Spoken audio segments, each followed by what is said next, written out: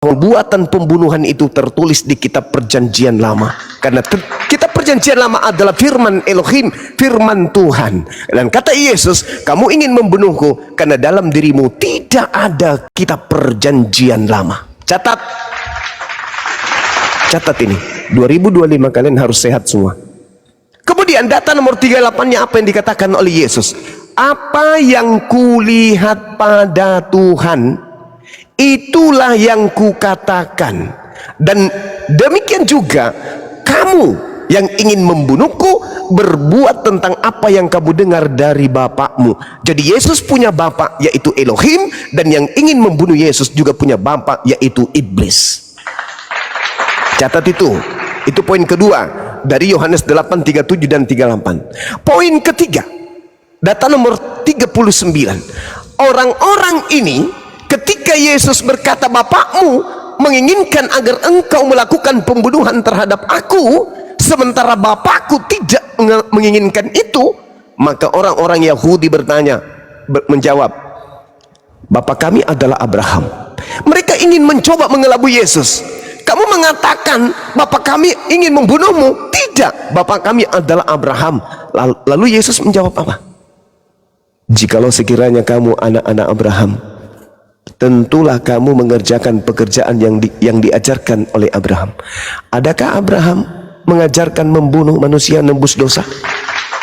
Bukankah Abraham diajarkan kemudian menebus dosa dengan darah domba binatang? Itu Yesus mengatakan, tentulah kamu akan melakukan pekerjaan yang dikerjakan oleh Abraham, tetapi yang kamu kerjakan justru berusaha membunuh aku. Aku seorang yang mengatakan kebenaran kepadamu, yaitu kebenaran yang kudengar dari Allah. Pekerjaan yang demikian tidak dikerjakan oleh Abraham. Kamu mengerjakan pekerjaan bapakmu sendiri, yaitu iblis. Apa cakupannya? Kamu ingin membunuh aku. Jadi orang-orang yang ingin membunuh Yesus adalah orang-orang yang melakukan keinginan iblis. Begitu juga orang yang mengaminkan pembunuhan terhadap Yesus adalah orang-orang yang mengaminkan pekerjaan iblis. Kristen mengaminkan pembunuhan ini, berarti Kristen adalah pengikut iblis. Kenapa kalian kemudian mengaminkan pekerjaan ini tentang penyaliban, dinebus dosa untuk dosa kita ini dan semuanya? Itu karena Anda mengimani Yesus yang datang kepada Paulus yang bukan anak Maria. Makanya kalian menerima hasil hadiah dari pekerjaan iblis. Paham nggak sampai di situ? Saya berharap tahun 2025 kalian itu paham. Iblis. Berapa kali iblis mau dibunuh oleh Yesus? Berapa kali? Gagal, sampai pada akhirnya Yesus diangkat ke langit. Yang dibunuh adalah penggantinya, dan Anda menyembah kemudian pengganti dari Yesus. Saya kira begitu, Bung. Ingat kembali ya, kamu belajar lagi saudara, yang disebut dalam kitab Lukas 10 nomor 18 itu adalah cahaya. Dalam bahasa Yunaninya astrape. Astrape itu artinya cahaya. Jangan membohongi publik. Oke, silakan. Ya, baik ya. Anda kan pernah lihat kilat kan? Kilat bertahan saja berapa detik, susah kita lihat cahaya itu ya. Supaya kamu tahu cahaya itu seperti apa ya, itu pertama. Saya jawab itu, kamu katakan tadi tidak ada di dalam perjanjian lama tentang penebusan. Supaya kamu sadar ya, saya baca ayatnya di dalam Matius. Perjanjian lama Matius. Tidak, ini tentang ada Keluaran 28, Keluaran 28 ayat 8, Yeremia 31 ayat 31, Sakaria 9 ayat 11. Ya, di sini di mana di dalam Matius 26 ayat 27 ya sampai ayat 28, lalu diangkatnya cawan minuman, diucapkannya syukur serta diberikannya kepada mereka itu sambil berkata, minumlah kamu sekalian dari cawan itu, karena inilah darahku, yaitu darah perjanjian baru yang ditumpahkan karena orang banyak. Perjanjian lama. Jalan perjanjian keampunan dosa. Ya, Keluaran 24 ayat 8, Yeremia 31 ayat 31, Sakaria 9 ayat 11. Anda katakan tadi muslihat iblis? Tidak. Ini semua dari rencana Allah Tuhanmu. Baik.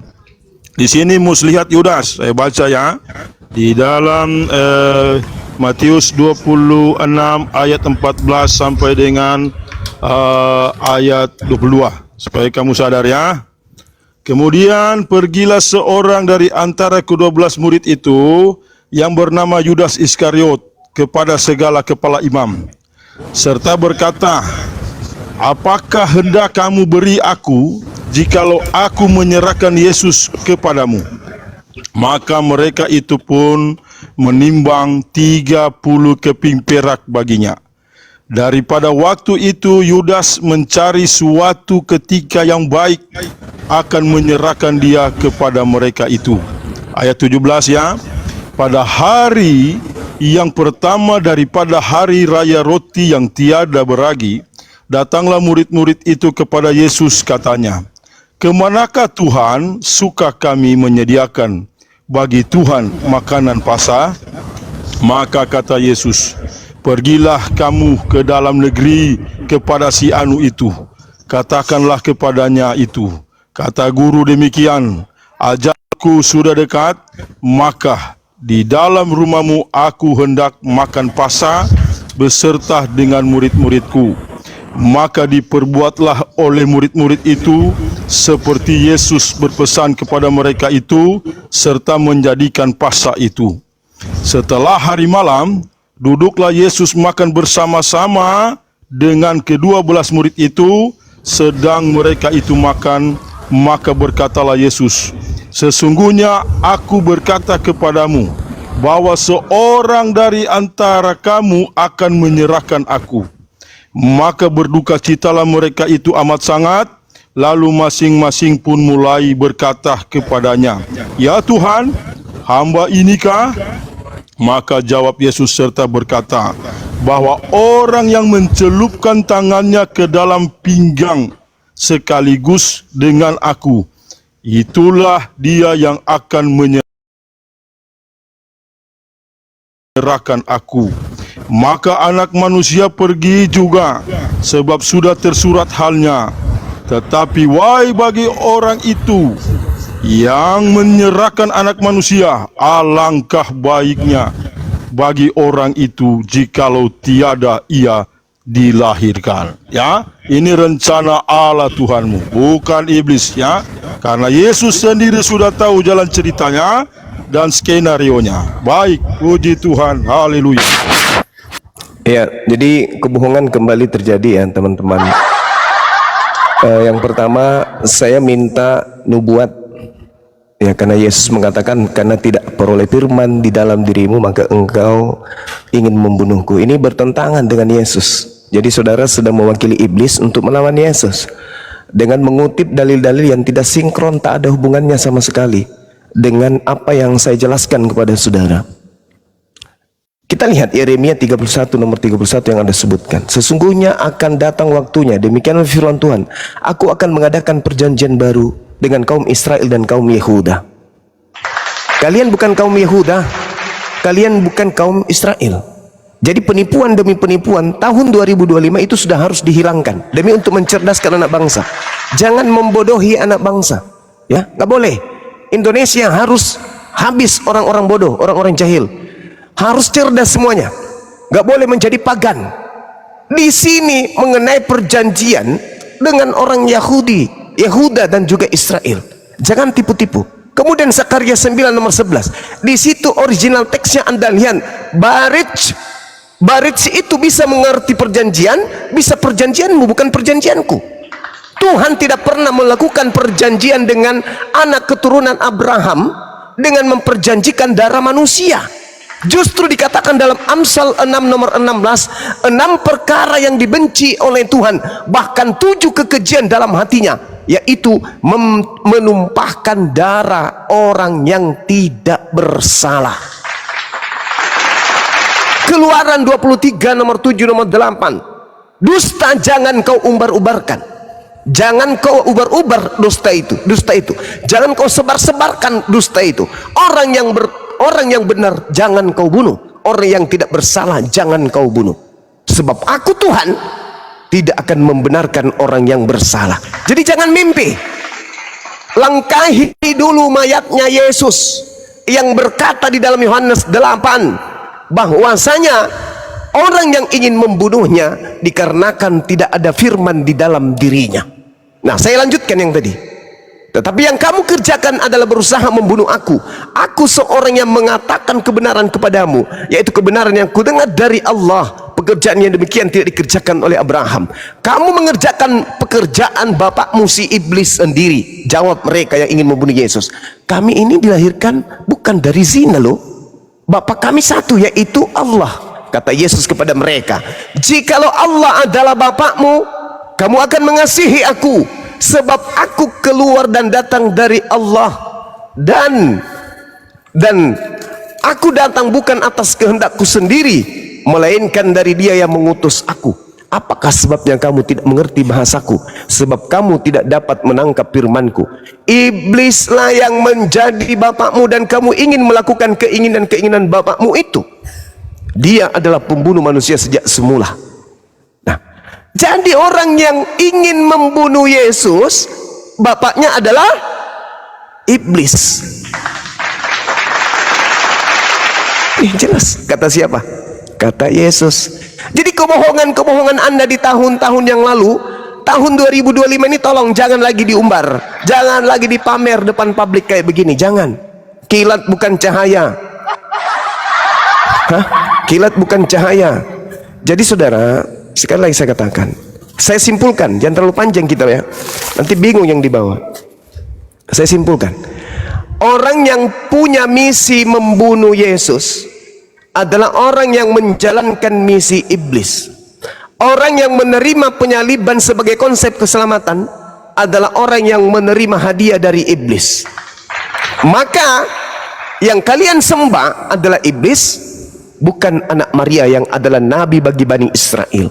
Ujung-ujungnya di dalam Matius 7 nomor 22 nomor 23, kalian diusir oleh Yesus. Padahal level kalian sudah tinggi, mengusir setan pakai nama Yesus, bernubuat pakai nama Yesus, bermujizat pakai nama Yesus. Apa yang terjadi? Kalian diusir dan dikatakan, aku tidak mengenal kalian. Kalian tidak dikenali Yesus. Karena Yesus itu hanya untuk Bani Israel. Sedangkan Yesus yang kalian panggil-panggil itu adalah iblis yang menipu kalian. Loh, aku tidak mengenal kalian. Selama ini kalian menyembah siapa? Yesus juga loh. Oh, itu bukan aku. Itu adalah iblis yang sudah aku nubuatkan kepada murid-muridku. Lukas 21 nomor 8. Wahai murid-muridku, waspadalah kepada iblis yang datang kepadamu dengan memakai nama Yesus dan berkata, akulah Yesus. Waktunya sudah dekat, jangan kau percaya. Makanya yang menjadi Kristen itu bukan orang Yahudi. Yang menjadi Kristen itu orang Barat. Sampai ke Indonesia, kalian ikuti. Demikian. Baik brother ya, Anda katakan bahwa Yesus Kristus hanya kepada satu ya, di dalam dikatakan utusan di sini bahwa hanya domba yang hilang dari umat Israel ya. Kalau Anda baca Lukas 4 ayat 43, di sini dikatakan wajiblah juga kepada negeri lain pun aku memberitakan kabar kesukaan dari hal kerajaan Allah. Lukas 13 ayat 34, mengumpulkan anak-anakmu semua seperti induk ayam mengumpulkan anak-anaknya di bawah sayapnya ya, supaya kamu tahu. Dan di sini ya berbicara Bapa, kamu sempat menyinggung tentang Bapa itu. Yesus Kristus adalah Bapa itu sendiri. Yohanes 14 ayat 7 sampai 9, di mana Filipus ya berkata, Tuhan, tunjukkanlah itu Bapa itu kepada kami. Lalu Yesus menjawab, Filipus, kamu telah nampak aku, kamu telah melihat Bapa itu. Keluaran 3 ayat 6, dan lagi firman-Nya, aku inilah Allah Bapa, yaitu Allah Ibrahim dan Allah Ishak dan Allah Yakub. Musa, maka sembahnya saya Tuhan, Matius 17 ayat 3, Musa bertutur dengan Tuhan Yesus Kristus, ya. Dan juga 1 Samuel 3 ayat 4, lalu Tuhan memanggil Samuel, Samuel, dan ia menjawab, "Ya Bapa." Ya, berarti di sini Yesus Kristus adalah Bapa itu sendiri. Kalau Anda lihat, jelas ya, Filipus dapat melihat Bapa itu. Bagi baik.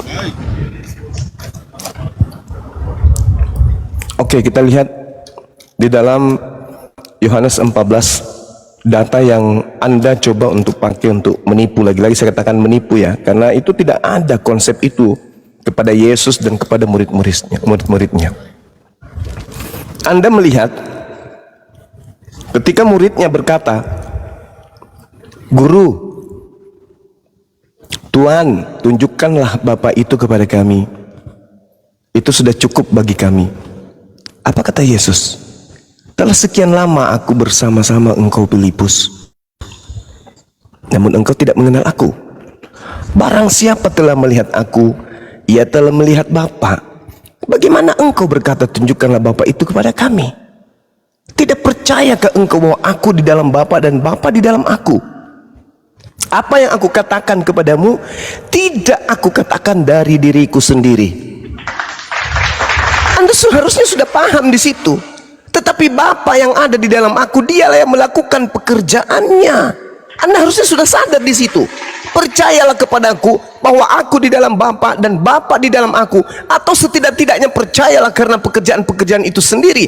Aku berkata kepadamu, sesungguhnya barang siapa percaya kepadaku, ia akan melakukan juga pekerjaan-pekerjaan yang aku lakukan. Bahkan pekerjaan-pekerjaan yang lebih besar daripada itu, sebab aku pergi kepada Bapa. Aku pergi kepada Bapa. Katanya tadi melihat Bapa, melihat Yesus, melihat Bapa. Kok dia pergi kepada Bapa? Ini karena apa? Karena Anda sudah didoktrin Yesus itu Tuhan. Yesus itu adalah pencipta. Sehingga ketika ada pernyataan Yesus, barang siapa yang melihat aku, dia melihat Bapa. Seketika itu juga kamu takjub dan mengatakan, wow, benar-benar Yesus itu adalah Tuhan. Padahal Bung, kalau Anda melihat di dalam data yang saya sajikan tadi, Yohanes 8 nomor 29, apa kata Yesus di sana? Dan Bapa yang telah mengutus aku, Bapa menyertai aku. Bapa tidak membiarkan aku seorang diri. Bapa tidak membiarkan aku seorang diri. Berarti aku dan Bapa adalah dua orang. Sebab aku senantiasa berbuat apa yang berkenan kepadanya. Cobalah sekali-sekali Anda itu gunakan akal. Ini sekarang sudah 2025. Engkau menghakimi manusia, sedangkan aku tidak menghakimi seorang pun. Dan jikalau aku menghakimi, maka penghakimanku itu betul, sebab aku tidak seorang diri. Aku tidak seorang diri, berarti ada pribadi yang menyertai aku. Aku bersama dengan Bapa yang mengutus aku. Dan dalam kitab Tauratmu ada tertulis bahwa kesaksian dua orang adalah sah. Akulah yang bersaksi tentang diriku sendiri, dan Bapa yang mengutus aku bersaksi tentang aku. Aku dan Bapa adalah dua. Tapi selama ini yang kita pahami, Kristen selalu mengatakan Yesus itu adalah Tuhan. Padahal Yesus mengatakan, aku tidak seorang diri, aku berdua dengan Tuhanku. Kalau di dalam pengajaran Al-Quran disebut inni ma'akum, aku bersama dengan kalian. Tuhan bersama dengan aku, bukan berarti aku adalah Tuhan. Kenapa Anda mengusung Yesus itu Tuhan dengan mengatakan siapa yang melihat aku, dia melihat Bapa? Kenapa Anda tidak mengatakan siapa membunuh aku, dia membunuh Bapa? Siapa yang mengandung aku, dia mengandung Bapa? Siapa yang netein aku, dia netein Bapak. Siapa yang menampar aku, dia menampar Bapak. Kenapa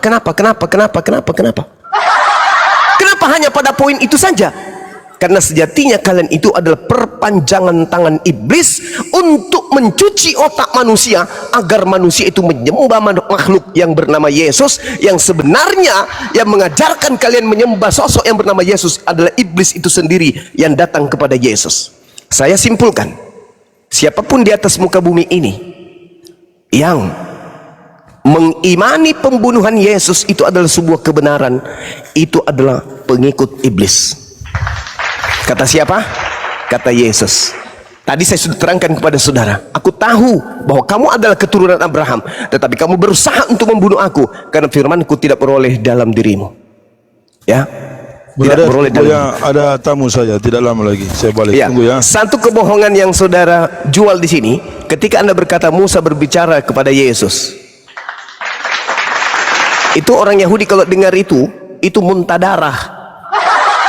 Karena itu adalah kebohongan yang dijual oleh Barat ke dunia non-Yahudi. Ingat kata orang Yahudi di dalam Kisah Para Rasul 24 nomor 5. Paulus ini adalah penyakit sampar. Dia telah menyesatkan orang-orang Yahudi di seluruh dunia yang beradab. Dan dia adalah tokoh dari agama Kristen. Itu yang kamu ikuti kan? Nah itu, jadi Anda pengikut penyesat orang-orang Yahudi. Makanya orang Yahudi tidak percaya dengan agama Kristen, sekte apapun dari kalian, tetap aja dianggap sampah oleh orang Yahudi. Demikian.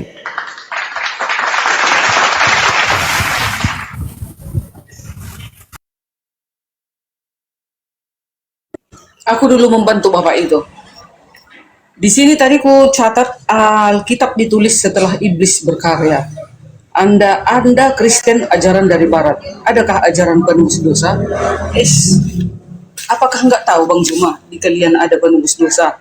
Hadis Muslim nomor 4971.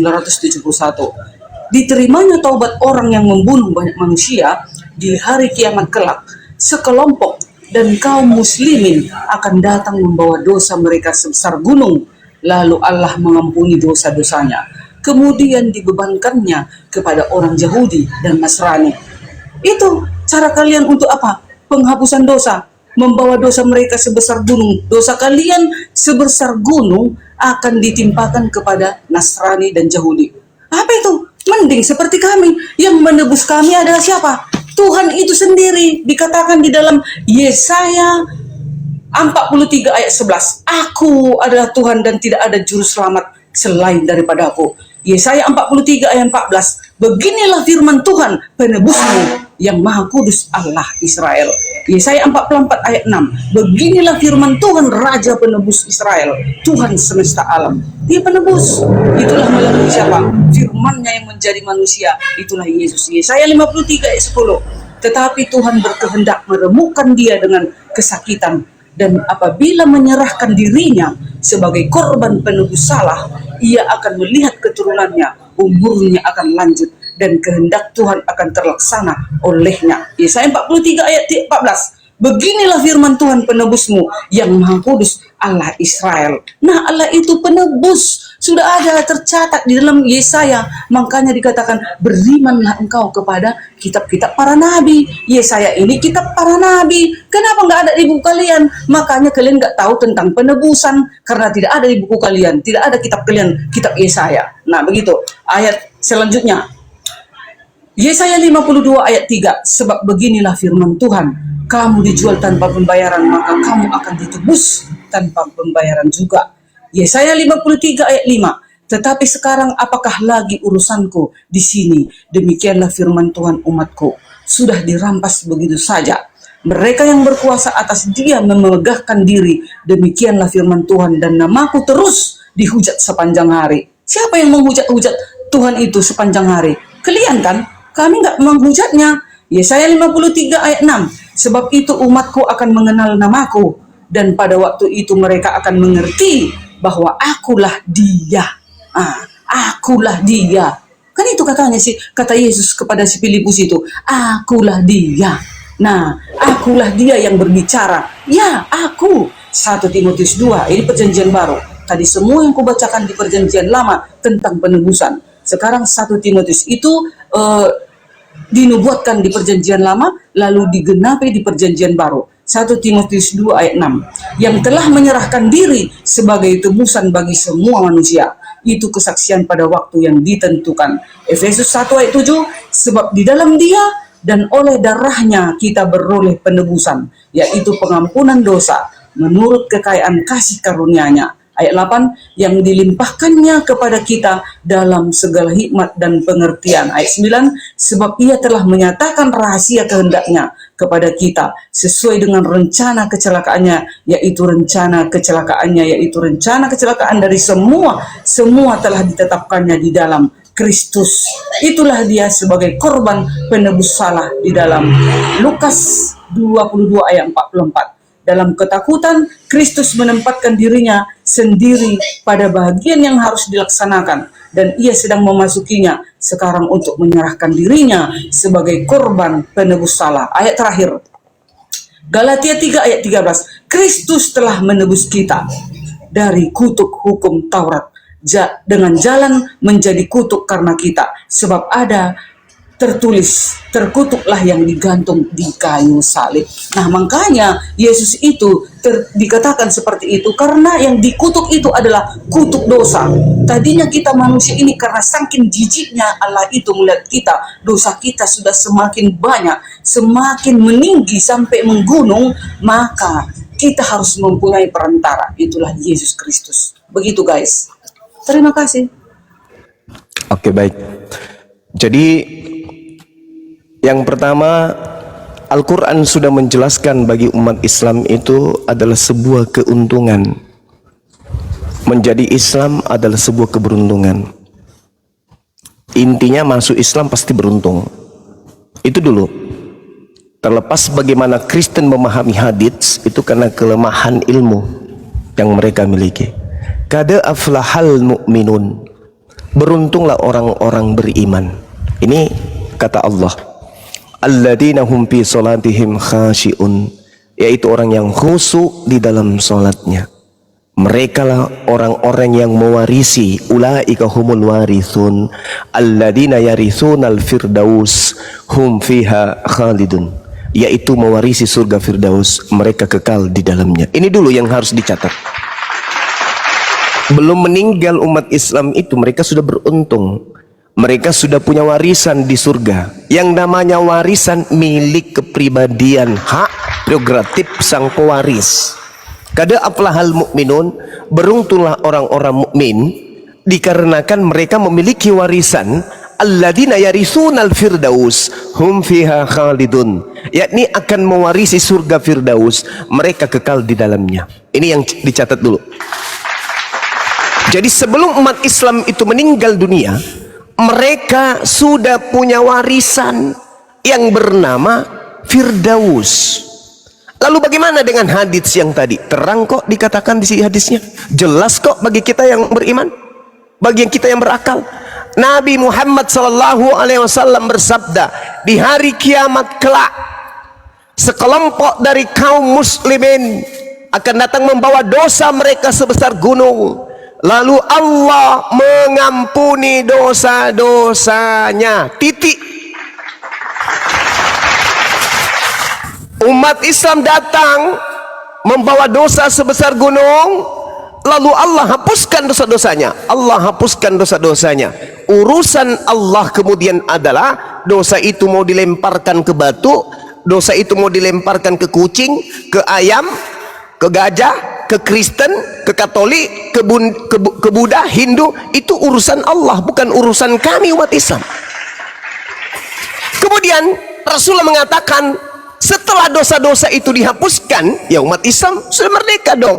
Al-Quran mengatakan, yauma yajma'ukum liyaumil jam'i dzalika yaumut taghabun faman yu'min billah wa ya'mal shalihan yukaffir anhu sayyi'ati wa yudkhilhu jannah tajri min tahtihal anhar khalidina fiha abada zalikal fawzul azim.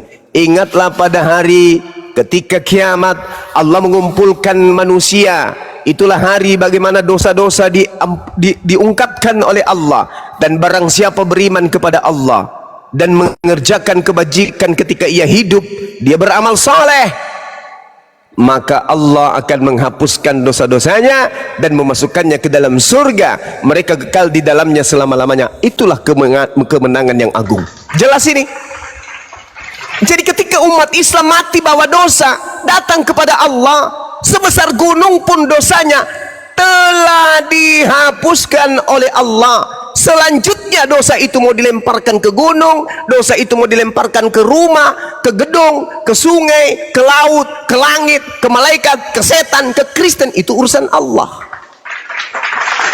Yang jelas dosa-dosa umat Islam diampuni dulu, lalu Allah melimpahkan kemudian dosa-dosa itu kepada orang kafir, itu urusan Allah.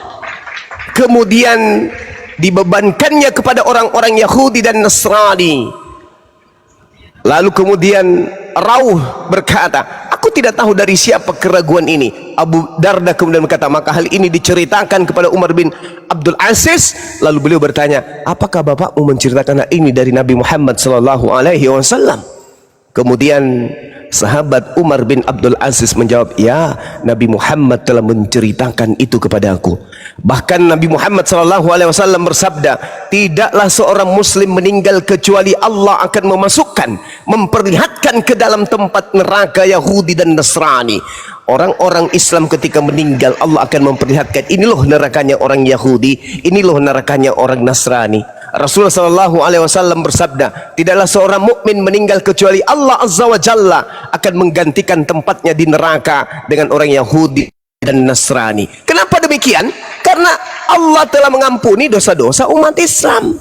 Karena umat Islam adalah umat yang beruntung. Qad aflahal mu'minun ulaika humul warithun alladzina yarisuna al-firdaus hum fiha khalidun. Sekarang permasalahannya adalah, ketika ini sudah diketahui bahwa umat Islam itu adalah umat yang beruntung, kenapa enggak masuk Islam? Kalau sudah tahu bahwa dosa-dosa umat Islam akan dihapuskan dan dosa-dosa itu akan diberikan kepada orang Yahudi dan Nasrani, kenapa tidak masuk Islam? Kenapa masih Kristen? Kalau sudah tahu bahwa di dalam Matius 7 nomor 22 nomor 23 Yesus akan mengusir orang yang menyembahnya, yang mengusir setan bermujizat bernubuat pakai namanya, kenapa masih Kristen? Jawabannya, karena iblis telah mempenjarai dan telah memperangkap dan telah memborgol dan telah memperdaya menipu Anda. Iblis tidak reda, iblis tidak mau kehilangan pasukan. Maka sebesar apapun kebenaran yang ditorehkan Al-Quran dan sevalid apapun Bible menceritakan Kristen akan diusir ke neraka, iblis tidak akan tinggal diam. Dia tidak akan rela kemudian pengikutnya seperti Budarni melepaskan kemudian iblis itu. Ini jelas nih. Jadi sekali lagi saya katakan, kalau mau beruntung, kada aflahal mu'minun, menjadilah orang mukmin. Karena orang mukmin ulaika hum warisun, mereka mewarisi surga Firdaus, mereka kekal di dalamnya. Sedangkan Kristen mewarisi neraka Jahannam. Matius 23 nomor 15. Silakan. Oke, beruntunglah orang-orang yang beriman. Itulah kami pengikut Injil. Nah, di dalam hadis tadi dikatakan bahwasanya dosa-dosa kalian akan dibebankan kepada umat Yahudi dan Nasrani. Sementara di dalam Quran surat 2 ayat 62 dikatakan, sesungguhnya orang-orang yang beriman, beruntunglah orang-orang beriman ya, sesungguhnya orang-orang yang beriman, orang-orang Yahudi, orang-orang Nasrani, dan orang-orang Sabi'in, siapa saja di antara mereka yang beriman kepada Allah dan hari akhir dan melakukan kebajikan, mereka mendapat pahala dari Tuhannya ya, Tuhannya orang Nasrani, Tuhannya orang Yahudi. Tidak ada rasa takut pada mereka dan mereka tidak bersedih hati. Makanya dikatakan juga di dalam Quran surat Al-Imran 55, pengikut Isa, pengikut Injil akan ditinggikan kelak di akhir zaman. Karena apa? Pengikut Injil ini, kami umat Kristen, umat Nasrani adalah pengikut kebenaran. Makanya kami akan ditinggikan kelak di akhir zaman. Begitu Bang Juma. Tetapi di hadis kenapa dikatakan ditimpahkan kepada orang Yahudi? Plan. Bagaimana ini? Di Quran surat 2 ayat 62, kami orang Yahudi, orang Nasrani yang beriman akan didekatkan kepada Allah. Sementara di dalam Quran surat Ali Imran 55, pengikut Injil, yaitu kami yang mempelajari Injil ditinggikan kelak di akhir zaman. Bayangkan, sampai akhir zaman loh. Sampai akhir zaman itu maksudnya hari kiamat. Pengikut Injil masih ada, mulai dari sekarang sampai di akhir zaman. Makanya dikatakan Allah, berimanlah engkau kepada Taurat, Zabur, dan Injil. Alkitab ini terdiri dari Taurat, Zabur, dan Injil. Maka kami adalah orang-orang yang beriman. Kami beruntung orang-orang yang beriman. Haleluya, terpujilah Tuhan. Amin. Silakan.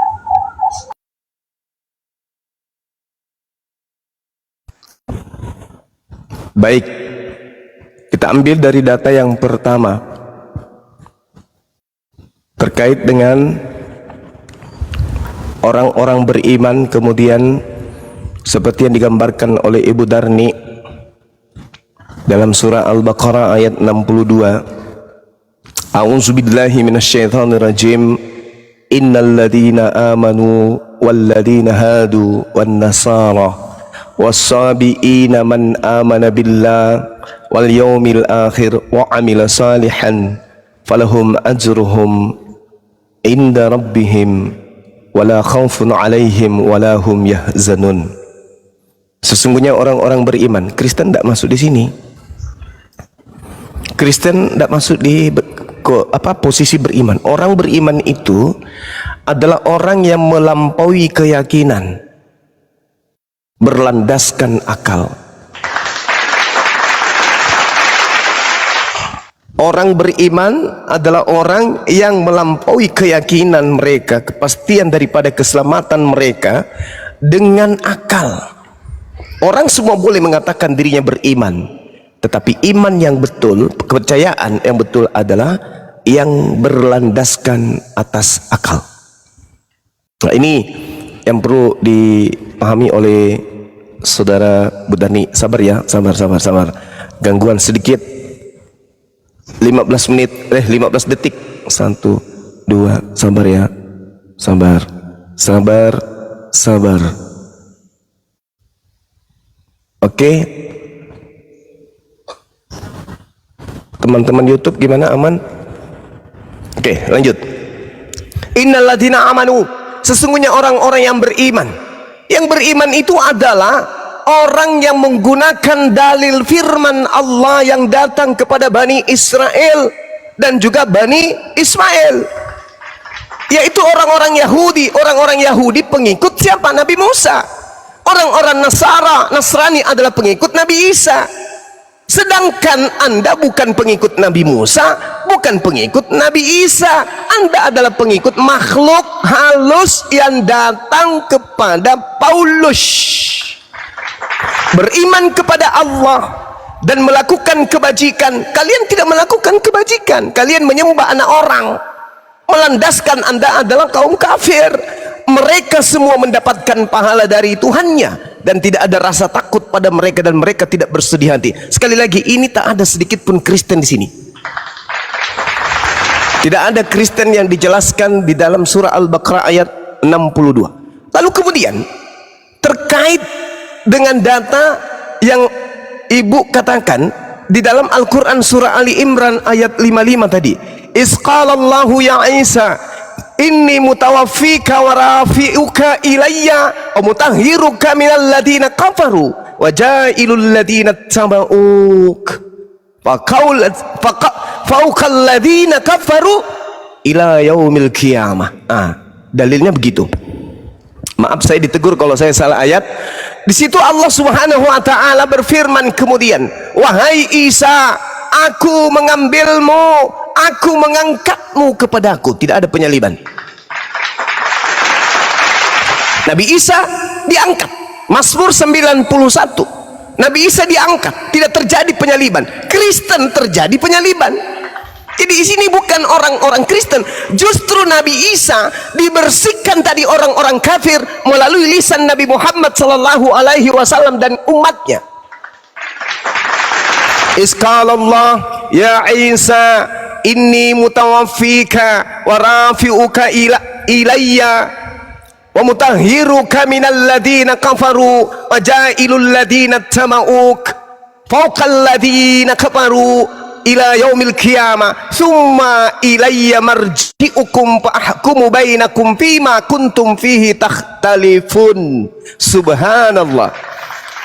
Nabi Isa dibersihkan dari orang-orang kafir melalui lisan murid-muridnya Bani Israel dilanjutkan lisan Nabi Muhammad, dilanjutkan lisan para sahabat dan kaum muslimin dan muslimat sedunia, serta mensucikanmu dari orang-orang kafir dan menjadikan orang-orang yang mengikutimu di atas orang-orang kafir hingga hari kiamat. Siapa yang mengikuti Nabi Isa alaihissalam?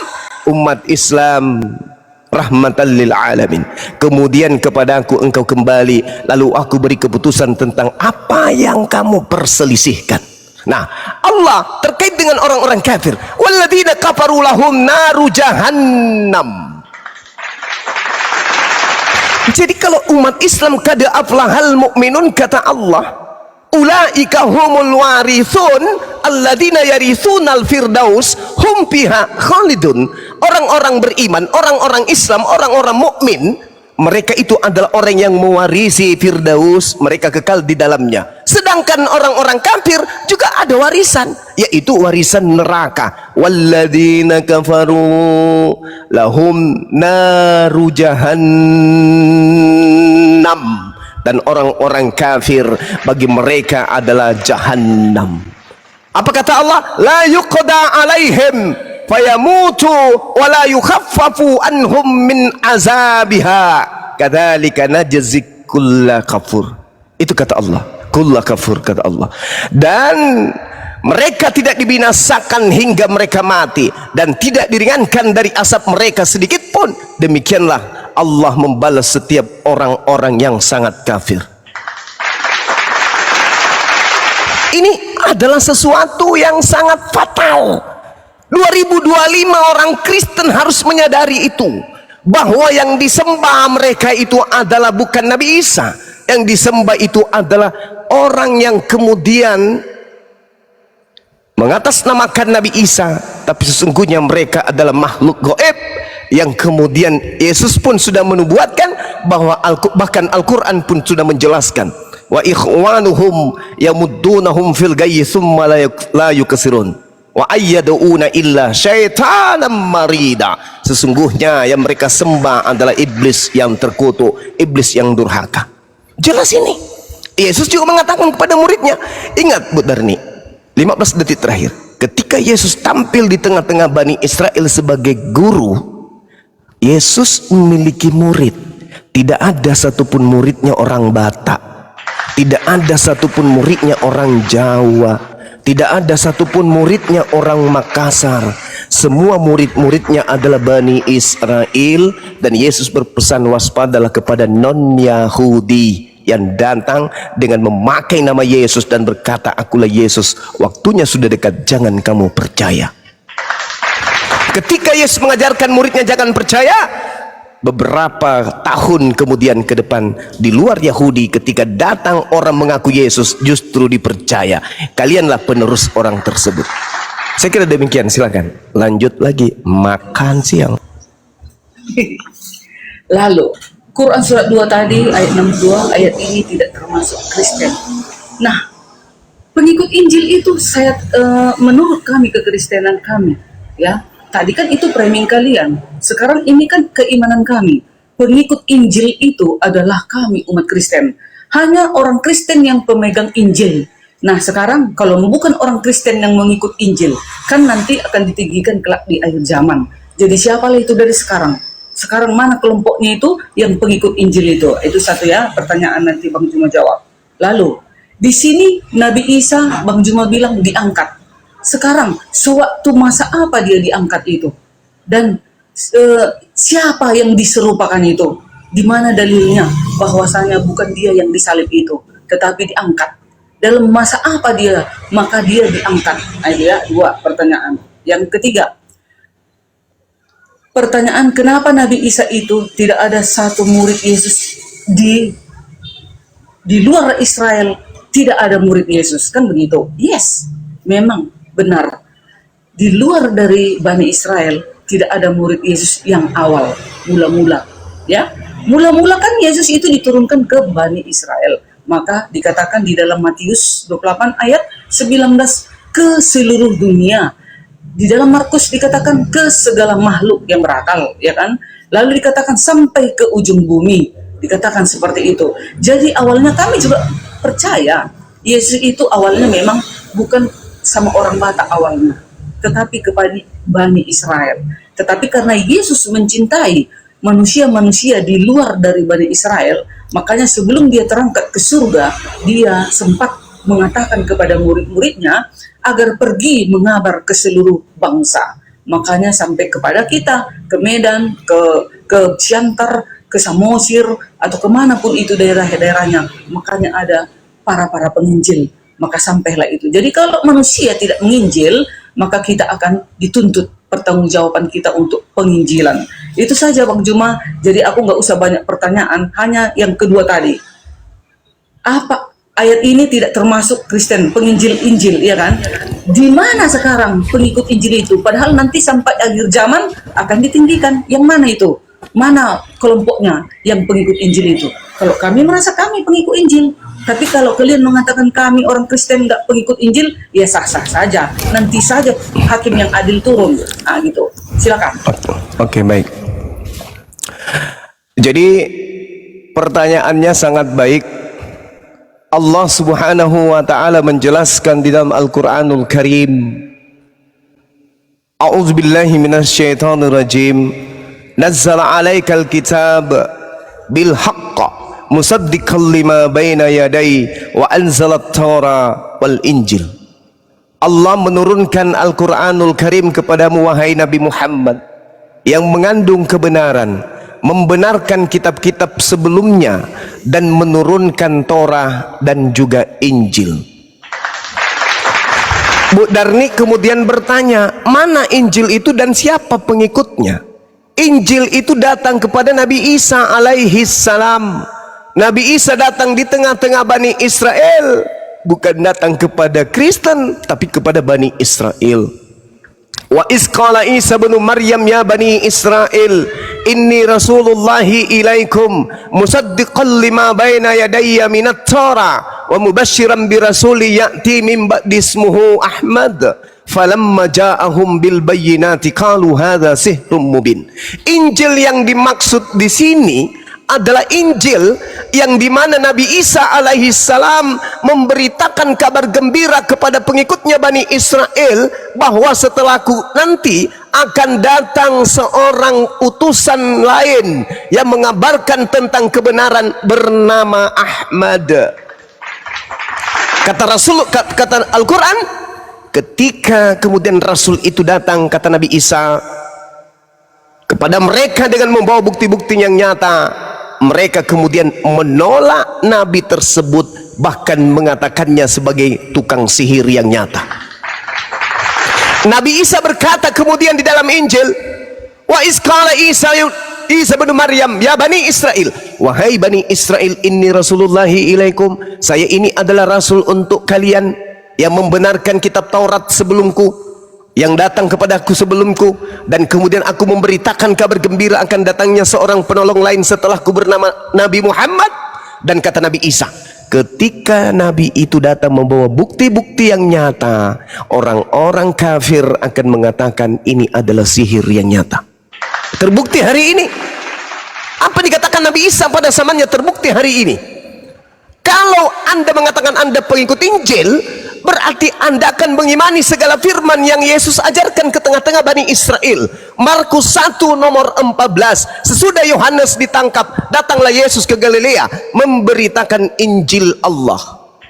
Yesus ketika di Galilea, 1, tidak memberitakan kitab Lukas. 2, tidak memberitakan kitab Matius. 3, tidak memberitakan kitab Markus. 4, tidak memberitakan kitab Yohanes. 5, tidak memberitakan surat-surat Paulus.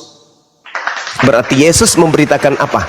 Memberitakan Injil yang datang kepadanya, yang Allah Subhanahu wa ta'ala jelaskan kemudian di dalam Al-Quranul Karim, Nazzala 'alaikal kitaba bil haqq musaddiqan lima baina yadayhi wa anzalna Taura wal Injil. Nabi Isa didatangkan Injil. Data yang ada kemudian adalah Bible milik orang Kristen itu jauh dituliskan setelah Yesus itu telah terangkat dari bumi ke langit. Ya, jadi sangat jelas kemudian Bible yang Anda katakan sebagai Injil itu bukan Injil. Coba kita lihat Markus ditulis tahun 64 sampai 67. Matius dituliskan kemudian di tahun sekitar tahun 80-an. Kemudian ada yang berkata dituliskan di tahun 66. Kitab Petrus dituliskan tahun 81 sampai tahun 96. Kitab Yohanes dituliskan tahun 40 sampai tahun 140. Lukas dituliskan tahun 62. Kalau Kisah Para Rasul tidak diketahui kapan dituliskan. Wahyu dituliskan tahun 90 sampai tahun 100. Yakobus dituliskan tahun 47 sampai tahun 48. Begitu seterusnya. Paulus menulis nanti tahun 52 setelah itu. Lalu yang Yesus beritakan di Galilea, Injil Kerajaan Allah itu mana? Kalau Anda bisa menunjukkan ada nama Ahmad di dalam kitab yang Anda genggam, berarti itu adalah Injil yang diberitakan dalam Al-Quranul Karim. Tapi ternyata bukan, maka orang-orang yang menjadi pengikut Nabi Isa juga bukanlah Kristen. Saya kira begitu. Kalau Anda bertanya, mana Injilnya? Injilnya datang kepada Nabi Isa. Nabi Isa ditolak pada kaumnya. Kalau Nabi Isa saja ditolak, apalagi ajarannya. Demikian. Belum Bang Juma, belum Bang jawab. Abang jawab, belum. Belum Abang Apa jawab. Kan nanti akan ditinggikan kelak di akhir zaman pengikut Oke, Injil. baik. Oh, Baik. Tentu sekarang ada dong kelompoknya. Organisasinya ada Baik, yang baik. mana itu? Nah, itu. Baik. Jadi diterangkan kemudian Al-Quran dalam surah An-Nisa ayat 159. Apa kata Allah di dalam Al-Quran? Di situ diterangkan, wa im min ahlil kitab illa la yu'minanna bihi qablal mauti wa yaumal qiyamati yakunu alaihim syahida. Nanti di akhir zaman ketika Nabi Isa datang untuk yang, maka semua manusia akan datang kepada Nabi Isa alaihi salam, dan orang-orang yang disebut ahli kitab yaitu orang Yahudi hari ini seketika itu juga akan beriman kepada Nabi Isa alaihi salam. Dengan demikian ahli kitab orang Yahudi akan mengaminkan ajaran Nabiullah baginda Rasulullah Muhammad sallallahu alaihi wasallam. Ternyata yang diberitakan Al-Quran itu betul. Maka kata Allah, wa im min ahlal kitab illa la yu'minanna bihi. Tak ada satupun ahli kitab yang tidak akan beriman kepada Nabi Isa alaihi salam kelak ketika Nabi Isa datang untuk yang kedua kalinya. Lalu Kristen di mana posisinya pada saat itu? Kristen posisinya jelas di dalam Bible diterangkan kemudian Yohanes 8:42. Yohanes 8:48. Yohanes 12 nomor 48. Barang siapa yang menolak aku, dia sudah ada hakimnya, yaitu firman yang aku sampaikan. Firman itulah kelak yang akan menjadi hakimnya di akhir zaman.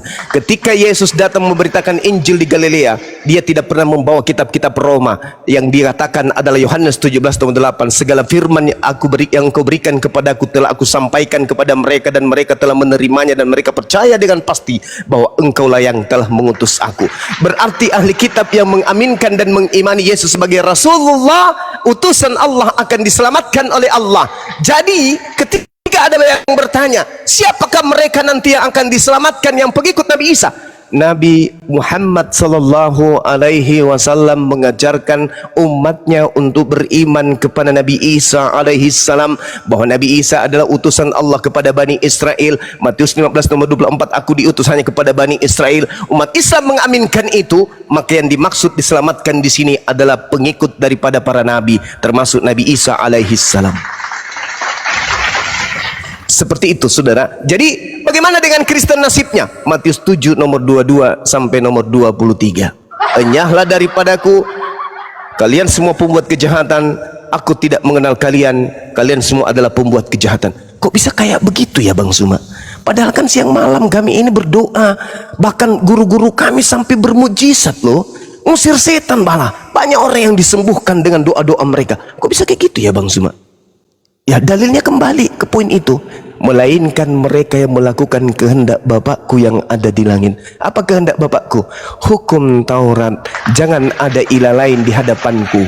Jangan kau membuat Tuhan-Tuhan tandingan di hadapanku. Jangan kau membuat kemudian ilah yang menyerupai dengan makhluk, dengan apapun baik di langit maupun di bumi. Sebab akulah Tuhan, Tuhan pencemburu yang membalaskan kemudian manusia sesuai dengan perbuatan masing-masing.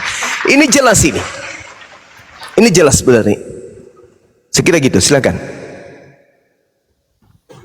Baiklah, enyahlah kau dari hadapanku, hai engkau pembuat kejahatan. Nah. Betul itu.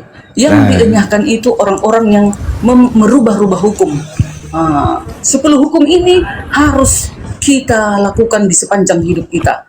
Karena Yesus kan berkata, 1 titik 1 iota jangan kau rubah hukum. Maksudnya 10 hukum ini, karena ini adalah 10 hukum adalah hukum moral. Jadi seluruh umat manusia jika melakukan 10 hukum ini, itulah pengikutnya. Nah, kenapa Yesus nanti mengenyahkan orang-orang pengikutnya? Karena mereka merubah-rubah hukum. Itu ya. Tapi saya nggak berani siapa orang-orangnya itu. Makanya kita di dunia ini, di bumi ini, harus tetap kita menurut kepada perintah-perintahnya. Karena dikatakan, jika engkau mengasihi aku, turutilah hukum-hukumku. Jika engkau mengenal aku, tapi engkau tidak menuruti hukum-hukumku, engkau adalah seorang pendusta. Jadi, siapa kita manusia yang masih tetap setia kepada hukumnya, itulah yang benar. Itulah kebenaran itu. Jadi makanya dikatakan akan ditinggikan kelak di akhir zaman pengikut Injil. Inilah dia Bang Juma, yang menuruti hukum-hukumnya ini. Karena di dalam Wahyu 11 ayat 19, hukum 10 ini terpampang di bait suci di kerajaan surga. Itu penglihatan Paulus di Yohanes, penglihatan Yohanes di Pulau Patmos. Terdapat di dalam kitab Wahyu 11 ayat 19. 10 hukum ini sekarang terpampang di kerajaan surga. Jadi melalui 10 hukum inilah kita nanti dihakimi. Jadi itu makanya dikatakan, apa ciri-ciri umat-umat Allah ini dia menuruti hukum 10 ini.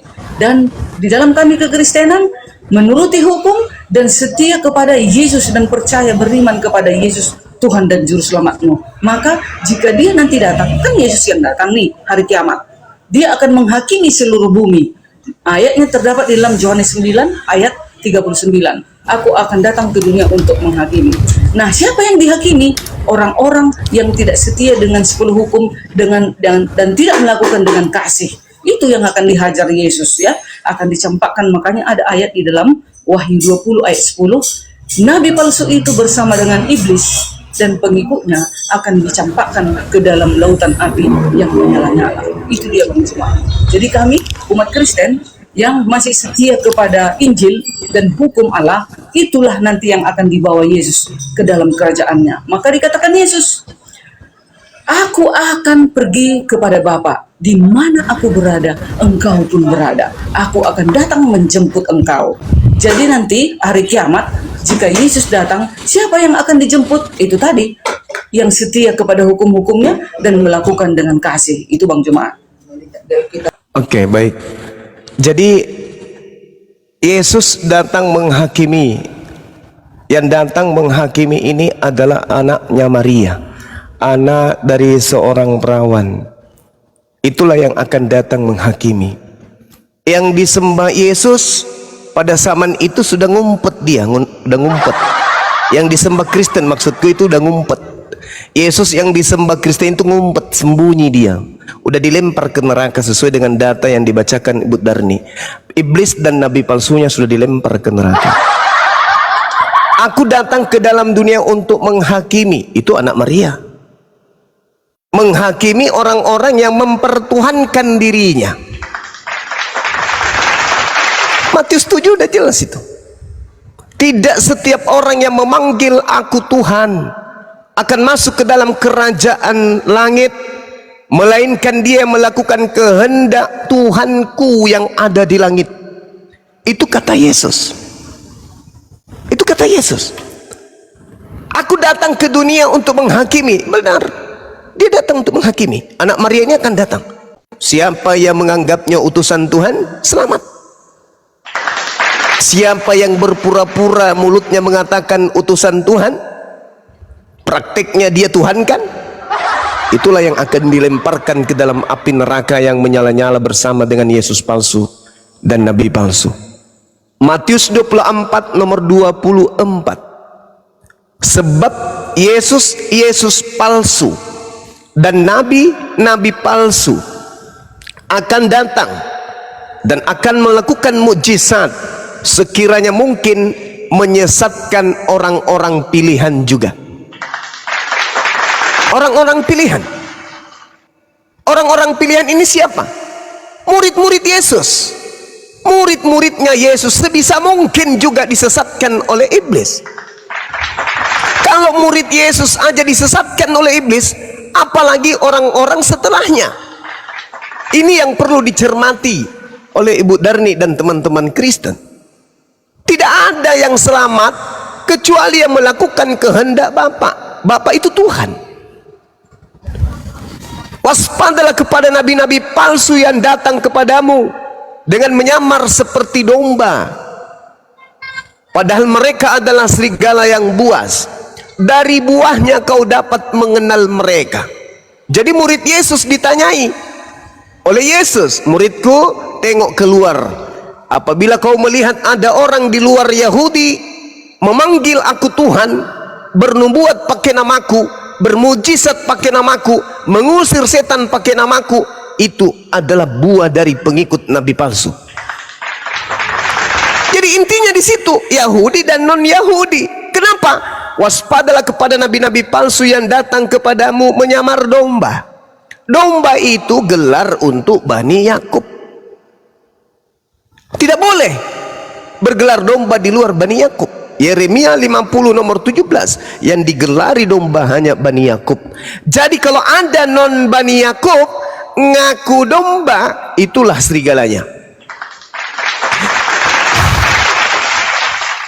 Islam, Kristen, Hindu, Buddha, mereka bukan Bani Yakub. Tapi ada di antara kelompok-kelompok ini yang mengaku sebagai domba. Itulah dia. Di dalam Mazmur 174, hukum-hukumku yang datang kepada Bani Israel, aturan-aturanku yang kuberikan kepada Yakub, tidak kuberikan kepada bangsa lain. Makanya umat Islam tidak bersabat. Makanya umat Islam tidak melakukan prosesi ibadah orang Yahudi. Kenapa? Karena hukum itu hanya untuk internal Yahudi saja, Bani Israel saja. Jadi kalau Anda bukan Bani Israel, ikut-ikutan melakukan itu, itulah serigalanya mardompret. Jadi kalau hari ini ada Kristen kelihatan santun seperti Yahudi, memelihara sabat, bla bla, tidak makan babi, itulah serigala halus. Serigala halus yang nyamar dompret. Padahal mereka adalah serigala, bukan Yahudi. Ingat sekali lagi, Mazmur 147 nomor 19 nomor 20, hukum-hukumku tidak aku berikan kepada bangsa Batak. Itu dalil tertulis. Yeremia 31 sampai 36, perjanjian baruku ku berikan kepada Bani Israel dan Bani Yehuda, tidak ku berikan kepada Bani Batak. Dan aku akan memasukkan hukum Taurat ke dalam batin setiap Bani Israel dan Bani Yehuda, bukan kepada Bani Batak. Jadi kalau ada Bani Batak ngaku-ngaku menjalankan Taurat, itulah serigalanya. Jangan lagi dicari yang lain. Demikian. Tadi Bang Juma bilang yang akan menghakimi sudah ngumpet. Yesus dong hakim yang adil. Aku mau tanya kita, kalau dia menghakimi dunia kelak sesuai dengan catatan Yohanes 9 ayat 39, dan juga di dalam hadis Muslim 127 dikatakan, aku akan datang di tengah-tengahmu sebagai hakim yang adil. Kalau sudah datang sebagai hakim yang adil, apakah dia itu hanya utusan? Apakah dia hanya nabi biasa? Apakah dia nabi? Nabi aja tak tercatat di dalam kitab suci manapun akan menghakimi dunia, hanya Yesus. Berarti kalau Yesus menghakimi dunia, berarti Yesus adalah Tuhan dan Juru Selamat. Karena hanya sekelas Tuhan yang bisa menghakimi dunia, ya. Tetapi kalau dia hanya nabi biasa, no, tidak mungkin. Yang dihakimi orang yang mempertuhankan Yesus. udah pastilah kami mempertuhankan Yesus. Dia adalah hakim yang adil. Karena Tuhan itu adalah hakim. Karena Tuhan itu adalah pemberi hukuman. Pas, benarlah itu. Makanya dikatakan, aku akan datang ke dunia untuk menghakimi. Mana berani para nabi untuk bicara seperti itu.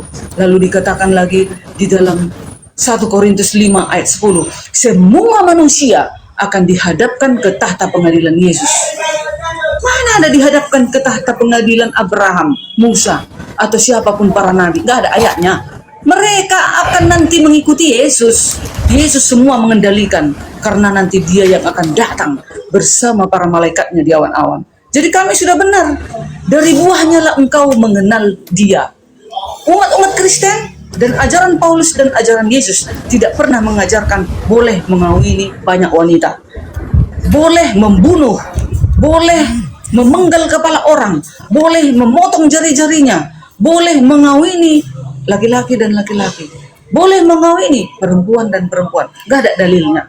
Ada dalilnya 1 Korintus 6 ayat 9 yang seperti itu tidak ada tempatnya di kerajaan surga.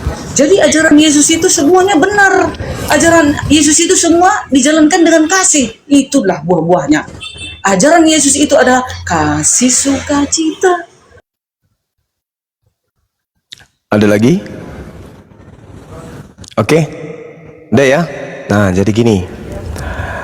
Yesus itu, ya silakan, kalau masih mau silakan. Ini di mute. Aku tadi, aduh, berarti tadi mulai jam berapa nih di mute? Enggak, baru aja, baru 1 detik. Aduh, itulah. Enggak, saya dengar Yesus adalah kasih, Yesus adalah kasih. Tadi sudah kayak gitu, dengar. Lanjut. Jadi kan dari buahnya kan abang bilang tadi dari buahnya lah engkau mengenal dia, kan kata Yesus. Buah-buahnya itu mengajarkan kasih, saling tolong-menolong, mengampuni kesalahan orang lain, saling membantulah engkau di dalam kasih. Jangan kau membunuh, jangan kau meniduri banyak wanita, istrimu cukuplah satu, jangan kau ganti-ganti istri, sayangilah istrimu, sayangilah anak-anakmu. Indah ajaran Yesus itu, dan itulah diteruskan umat-umat Yesus. Dan sambil titip layar teman-teman yang ada di bawah. Sudah ya Bu Darni? Silakan Bang Juma. Ya, baik. Ini bukan gereja Bu Darni. Oke, teman-teman. Jadi ketika berbicara mengenai hakim,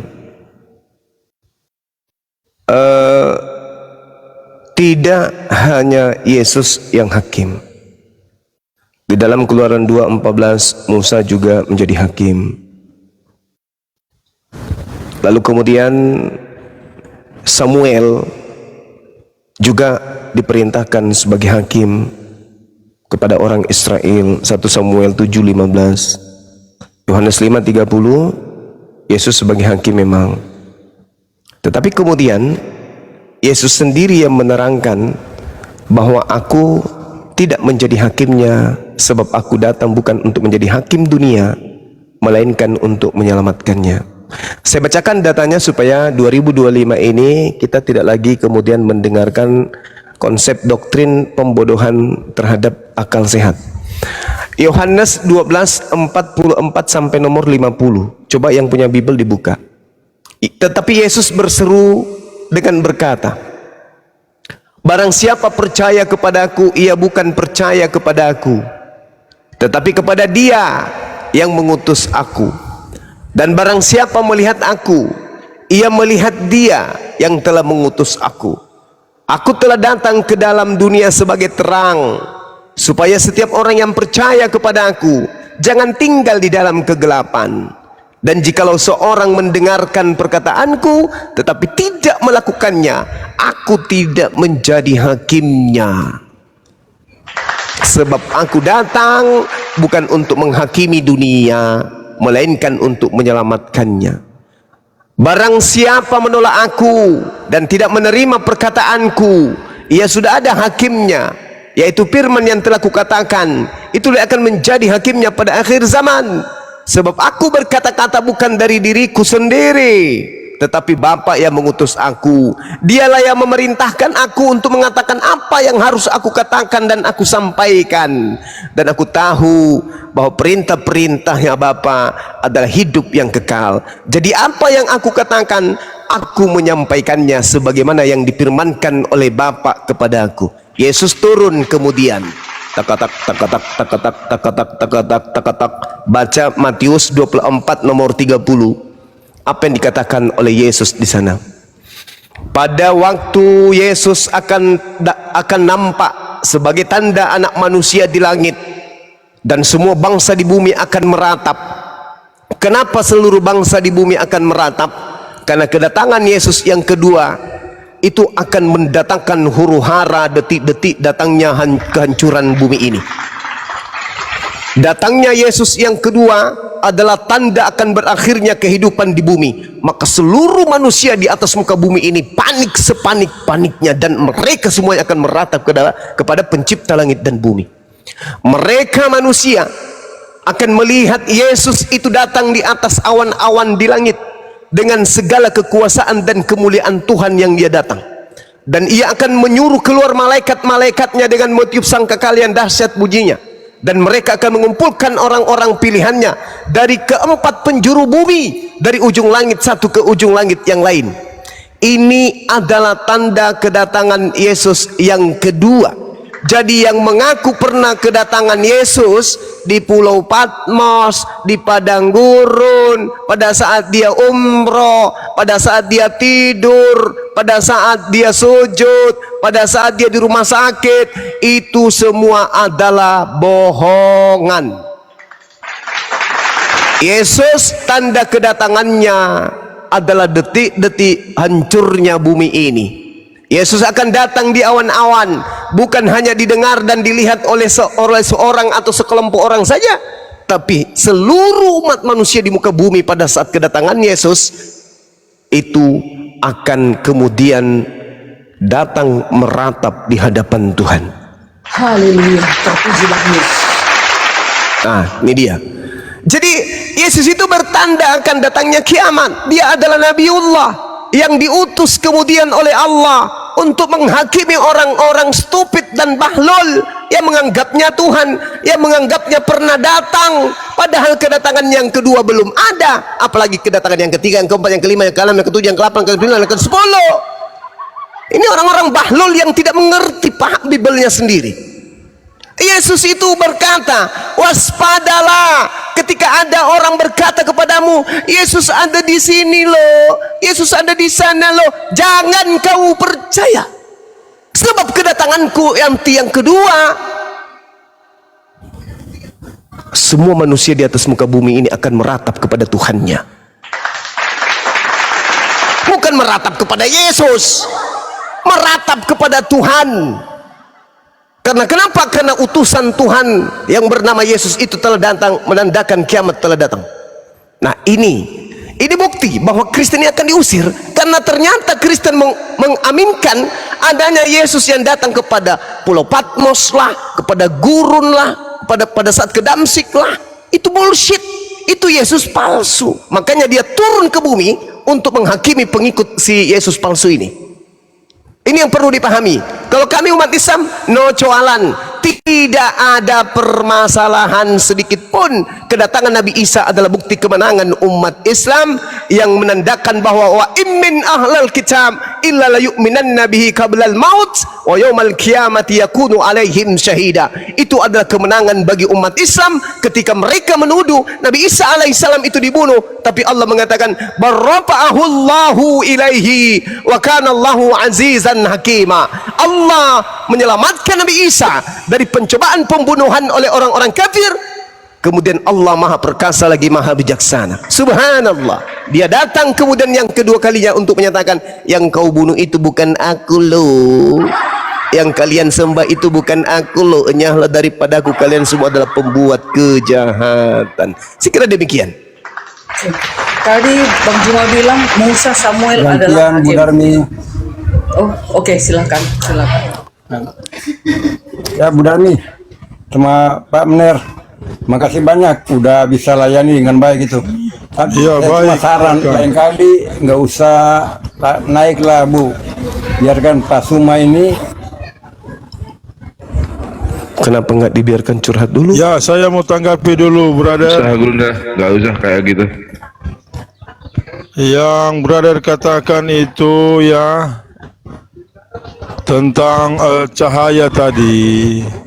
Ya, saya sudah jelaskan tadi pertama bahwa ya Yesus Kristus terang dunia. Ya, Yesus Kristus terang dunia. Yohanes 1 ayat 9, Yohanes 3 ayat 19, Yohanes 8 12, Yohanes 9 ayat 5, Yohanes 11 ayat 9, Yohanes 12 46. Ya, Kejadian 1 ayat 3, maka firman Allah, hendaklah ada terang, lalu terang pun jadilah. Ya, ini hari pertama, matahari belum ada ya. Maka di Matius 4 ayat 16 jelas, maka kaum yang diam di dalam gelap telah melihat terang menderang, dan bagi orang sekalian yang diam di tanah bayang-bayang maut terbitlah terang. Ya, Kisah 9 ayat 3 di mana Paulus bertobat ya, sedang ia berjalan dekat dengan Damsyik, tiba-tiba mempancarkan suatu cahaya dari langit sekeliling dia. Maka dia berkata, karena dia tahu cahaya ini bukan cahaya sembarangan. Ya, dia ahli Taurat. Paulus ini bukan orang biasa. Karena kita tahu Paulus ini dia ahli Taurat. Ya, dia tahu tentang sinar itu, maka dia berkata, siapakah engkau Tuhan? Karena dia tahu cahaya itu dari Tuhan. Bukan seperti Anda katakan tadi cuma berkedap-kedip rupa kilat. Bukan itu ya, brother. Karena itu dia tahu Tuhan itu cahaya Tuhan. Maka ada suara dari cahaya itu. Maka akulah Yesus yang engkau aniaya itu. Ya, brother. Jangan kamu salah tangkap dengan cahaya ini.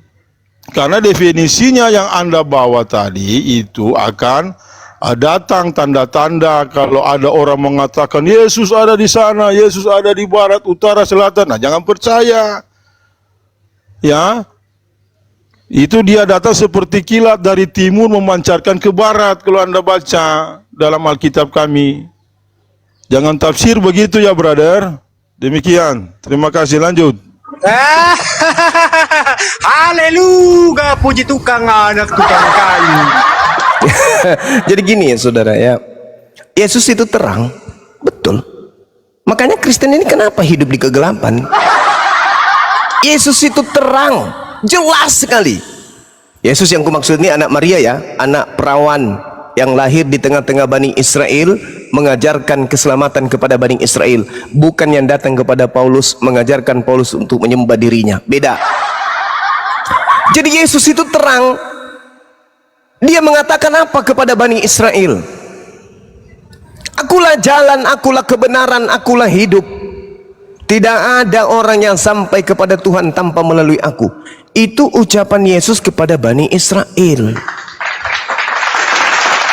Melalui aku berarti harus menjadikan Yesus itu sebagai Tuhan atau sebagai utusan Tuhan? Sebagai utusan Tuhan. Yohanes 17 nomor 3, hidup kekal itu adalah mereka mengenal Yesus Kristus sebagai apa saudara Mener? Hidup kekal kita peroleh ketika kita mengenal Yesus sebagai apa? Utusan, Itu Paman. Utusan. Tapi itu utusan. Ada itu tapinya. Allah datang sendiri Ada melalui tapinya. Yesus. Ada tapinya. Ada tapinya. Utusan diri Bapa itu Bang Jomai. Oh salah. Wujud Allah di bumi. Wujud Allah di bumi. Ibrani 1 ayat 3. Oke, diam dulu ya, Ibu ya. Dengarkan dalilnya. Yohanes 8:42. Aku datang menjadi manusia bukan atas kehendakku sendiri. Itu dulu. Aku datang menjadi manusia bukan atas kehendakku sendiri. Itu dulu. Kata anak Maria, dia datang menjadi bayi itu bukan atas keinginannya sendiri. Bandingkan dengan Yesus yang datang kepada Paulus. Bandingkan ya. Kolose 2 nomor 6 nomor 7. Dewa Theos mengosongkan dirinya, lalu tidak mempertahankan kemudian keteosannya. akan tetapi mengambil rupa manusia. Siapa yang mengambil rupa? Theos itu sendiri. Berbeda dengan pengakuan Yesus, ia mengambil rupa menjadi manusia, bukanlah Bapa, tetapi yang menjadi rupa manusia adalah Yesus yang tidak bisa berkehendak apapun. Ingat Yohanes 8 nomor 42, aku menjadi manusia bukan atas kehendakku sendiri. Kolose 2 nomor 6, aku menjadi manusia atas kehendakku sendiri. Berbeda kelas. Jelas di sini? Jelas di sini? Mulut Yesus yang mengatakan itu, Baik, bukan Bang Subas. Sabar. Anda baca itu ya Kang. Yohanes 8 nomor 42, aku menjadi manusia bukan atas kehendakku sendiri. Kolose 2 nomor 6 nomor 7 nomor 8, aku menjadi manusia atas kehendakku sendiri. Beda. Dua Yesus yang berbeda.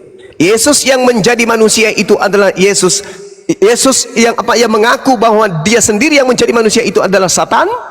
Sedangkan Yesus yang mengaku aku menjadi makhluk ciptaan bukan atas keinginanku sendiri, tapi atas keinginan Tuhanku yang telah mengutus aku. Itu adalah Nabiullah Rasulullah, yang mana umat Islam harus mensucikan dia dan membersihkan dirinya dari orang-orang Kristen. Silakan Anda sembah yang datang kepada Paulus yang menjadi manusia, jangan kau sembah Nabi kami yang datang kepada Bani Israel. Silakan. Ya baik ya. Di sini di dalam Yohanes 8 ya. Ganti pemain banyak mak. Biar Bandi menumpuk, Oh ya. Darius, Ya, Paman. putar kecapi. Wahai anak-anak pemakan dedak, naiklah kalian, bawalah otak yang cerdas. Kau Kristen Darius, yang gitulah. Lama-lama mualaf benar Darius ini. Lanjut. Si Darius ini Islam atau Kristen? Ya baik, saya baca ya. Dia Kristen. Yohanes 8 ayat 42 ya. Botol dia itu berarti botol dia. Oh, yang bodoh Yang kau lah. Anda bawa Jangan narasi. tuduh orang kau. Tentang Yesus Kristus ya. Silakan.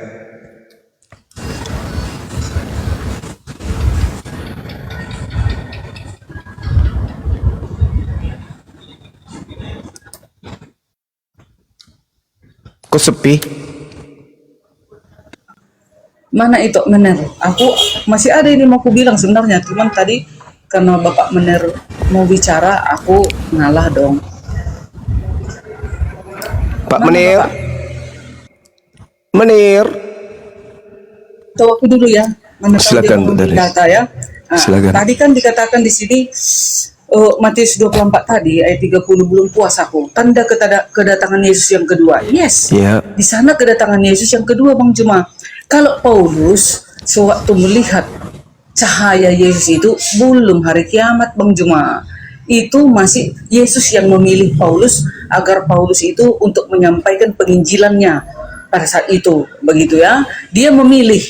Beda dengan kedatangan Yesus seperti kilat memancar, itu kiamat hari kedua. Kedatangan yang kedua itulah yang ditunggu-tunggu seluruh umat manusia, ya. Tak satu pun harus manusia menunggu kedatangannya mulai hari ini. Makanya kita sebelum kedatangannya, biarlah hidup kita ini dan keluarga kita didapatinya hidup di dalam kebenaran, karena ajarannya adalah kebenaran, yaitu tidak melakukan perzinahan, pembunuhan, menyakiti hati orang, dan melakukan banyak kejahatan.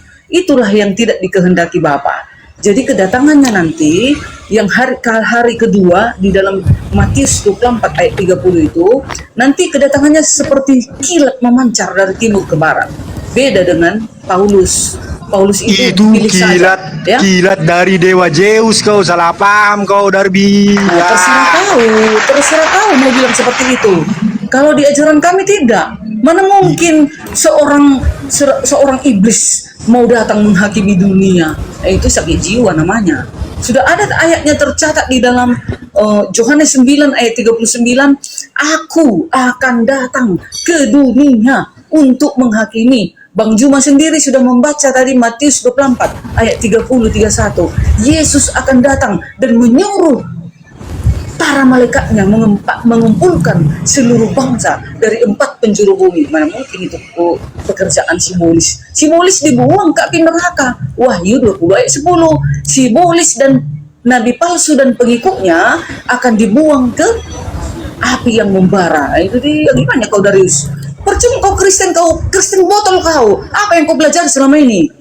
Belajar kau sama aku kau. Memalukan kau jadi Kristen kau.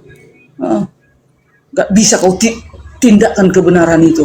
Yesus sudah hakim yang adil, masih kau mau menghujatnya? Orang berhenti menuhankan manusia lu bilang sesat, gimana benarnya? Orang dia berhenti menuhankan manusia kok.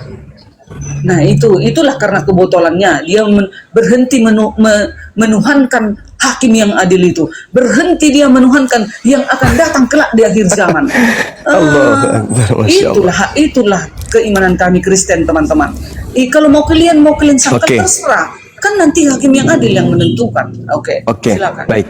Saya membacakan beberapa data di dalam Bible pengajaran Yesus yang datang kepada Paulus. 1 Korintus 10:23, segala sesuatu diperbolehkan. Benar, tetapi bukan segala sesuatu berguna. Segala sesuatu diperbolehkan, betul, tetapi bukan segala sesuatu membangun. Segala sesuatu dibolehkan. Itu kata Yesus yang datang kepada Paulus, bukan Yesus anak Maria ya. 1 Korintus 10:25, kamu boleh makan segala sesuatu yang dijual di pasar daging tanpa mengadakan pemeriksaan karena keberatan hati nuranimu. Jadi kamu boleh makan segala sesuatunya dari pasar daging, segala apapun itu. Jadi kalau di situ ada daging manusia, daging apapun, ya boleh kamu makan. 1 Korintus 10:27, kalau kamu diundang makan oleh seorang yang tidak percaya dan undangan itu kamu terima, makanlah apa saja yang ada dihidangkan kepadamu tanpa mengadakan pemeriksaan karena keberatan hati nurani. Itu ajaran makhluk Yesus yang datang kepada Paulus. 1 Korintus 10:31, aku menjawab, jika engkau makan atau jika engkau minum atau jika engkau melakukan sesuatu yang lain, lakukanlah semuanya untuk kemuliaan Tuhan. Lakukan segala sesuatunya untuk kemuliaan Tuhan. Janganlah kamu menimbulkan syak dalam hati orang, baik orang Yahudi atau orang Yunani maupun jemaat Tuhan. Sama seperti aku juga berusaha menyenangkan hati semua orang dalam segala hal, bukan untuk kepentingan diriku, tetapi untuk kepentingan orang banyak, supaya mereka beroleh keselamatan. 1 Korintus 6 nomor 12, segala sesuatu halal bagiku, tetapi bukan semuanya berguna. Segala sesuatunya halal bagiku, tetapi aku tidak membiarkan diriku diperhamba oleh segala sesuatu itu, oleh suatu apapun. 1 Korintus 6 nomor 16, atau tidak tahukah kamu bahwa siapa yang mengikatkan dirinya pada perempuan cabul menjadi satu tubuh dengan dia, sebab demikianlah kata nas, keduanya akan menjadi satu daging. 1 Timotius 4 nomor 4 sampai nomor 5, karena semua orang diciptakan Tuhan itu baik, dan segala sesuatu pun tidak ada yang haram jika diterima dengan usaha syukur, ucapan syukur, sebab semuanya itu dikuduskan oleh firman Tuhan dan oleh doa. Ingat, ini ajaran Paulus mengatakan segala sesuatunya halal, tidak ada larangan, segala sesuatunya boleh, segala sesuatunya bisa. Sama seperti iblis ketika datang kepada Adam alaihi salam di dalam Gan Eden. Itu jelas, tipikalnya sama. Sedangkan Yesus, Yohanes 9 nomor 39, dia akan datang menghakimi dunia ini. Maka ditanyalah orang-orang Kristen, siapa yang memerintahkan kamu makan ini, siapa yang memerintahkan kamu makan ini, sedangkan aku datang tidak pernah mengajarkan itu. Ini maksudnya.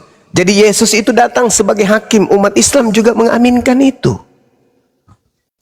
Tetapi beliau datang menghakimi orang-orang yang menuhankan dirinya. Kenapa dia datang menjadi hakim? Karena ada terdakwa. Siapa terdakwa itu? Orang yang menuhankan. Andai saja tidak ada Kristen di atas muka bumi ini, Yesus tidak akan datang. Untuk apa dia datang? Untuk apa dia datang? Selayaknya Nabi Musa, untuk apa dia datang? Selayaknya Nabi Muhammad, untuk apa dia datang? Dia datang karena adanya manusia-manusia kucluk yang menuhankan dirinya. Tujuan Yesus datang itu karena adanya yang menuhankan dirinya. Andai saja tidak ada orang yang menuhankan Yesus, buat apa dia datang? Tak ada tujuannya dia datang. Tapi karena ada yang menuhankan, maka Yesus datang untuk mengusir mereka. Jelas itu. Jadi jangan bangga, oh Yesus datang menjadi hakim. Jangan bangga, kami juga mengamini itu. Tapi dia datang menjadi hakim karena adanya terdakwa. Siapa yang terdakwa? Karisteng, yang telah menuhankan dirinya di hadapan Tuhannya. Yesus ketika Ya, baik ya. Yesus ketika datang di tengah-tengah Bani Israel, saban hari, setiap hari dia disibukkan mempraktekkan bagaimana Bani Israel menghambakan diri kepada Elohim. Tidak pernah kemudian dia mempraktekkan bagaimana Bani Israel agar menyembah dirinya seperti Kristen hari ini. Untuk itulah dia datang, untuk mengusir semua yang bernama Kristen sekte apapun. Demikian. Baik, saya tanggapi ya. Dengan naluri kamu itu ya. Kami orang Kristen ya, kami imani Yesus Kristus ya, Allah Tuhan. Ya. Nah, itu dia. Itu di jelas dalam itu. Matius 1 ayat Terjawab. 21 ya. Dengar dulu. Yang kamu maksud itu bukan anak maka Maria. ia akan beranak seorang anak laki-laki. Oh, mantap Mija. Dan hendaklah engkau menamakan dia Yesus. Ayat 22 ya. Maka sekaliannya itu berlaku supaya sampai Ayo ya, bocor halus. Bocor halus. Saudara, nggak usah kau baca dalil-dalil itu. Intinya Kristen itu adalah penyembah Yesus. Yesus Kristus adalah Tuhanmu. Intinya itu. Yang jadi masalah ya, sekarang itu adalah Allah Tuhan kita ya. Allahu Akbar. Itulah tujuannya Yesus datang. Karena Anda menyembah sosok yang namanya juga Yesus. Kan sebelum dia terangkat, Yesus berkata, waspadalah kepada Yesus palsu.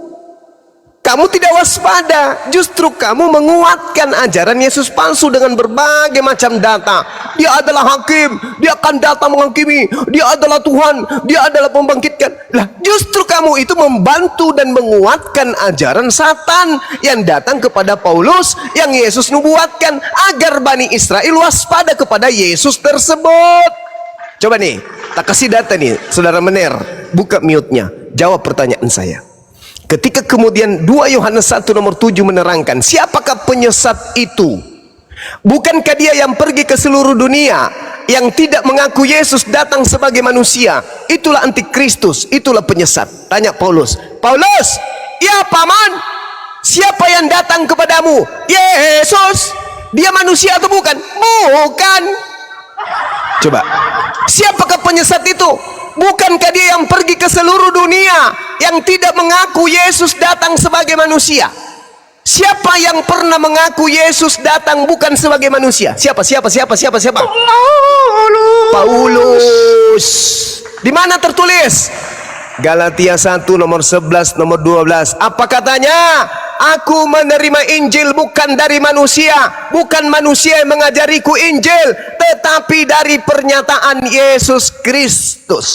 Berarti dengan kata lain, ada Yesus yang datang kepada Paulus yang bukan manusia.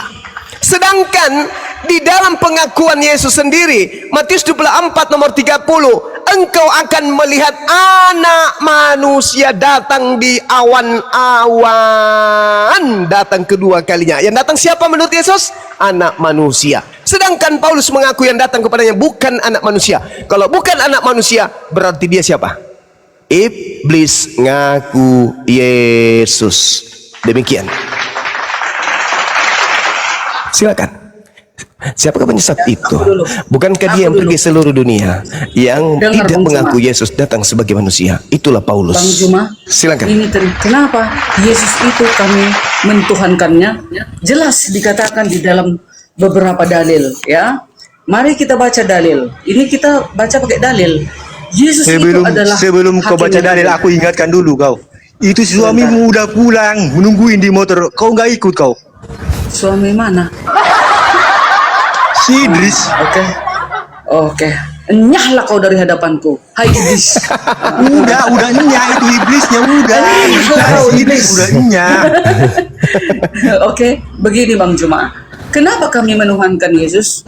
Sesuai data, Yesus dicatat sebagai hakim yang adil. Di dalam Yesaya 33, ini kitab Yesaya lagi kembali. Ini Nabi Allah ini.